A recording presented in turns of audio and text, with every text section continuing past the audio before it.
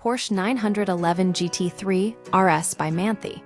When factory performance isn't enough, the Porsche 911 GT3 RS is already an extreme machine. But specialist tuning firm Manthey has pushed the boundaries even further with its latest iteration. This collaboration marks a shift in Porsche's approach to high-performance development, where even the factory's most aggressive engineering isn't deemed enough. The rivalry that drives innovation for years, Manthey Racing, a small but influential tuning house, has been quietly outperforming Porsche's own racing division. Their success stemmed from an ability to apply real-world motorsport tricks to road-legal cars, modifications Porsche itself couldn't legally implement due to homologation restrictions.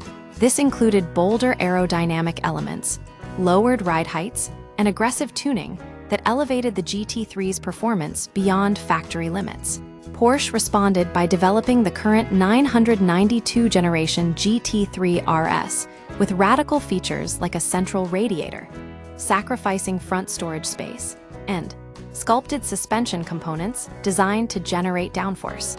The move appeared to eliminate Manthey's advantage, but the tuner has found a way to one-up even these extreme measures.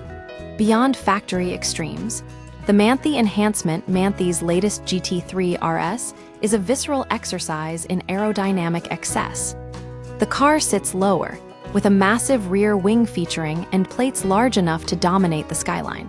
Roof vanes divert hot air from the central radiator, preventing turbulence over the Doctors-equipped rear wing.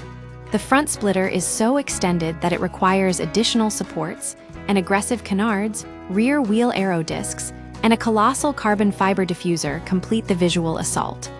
The result: downforce increases from 860 kg at 175 mph in the standard GT3 RS to over 1 metric ton in the Manthey version, with no added drag. This is not merely cosmetic.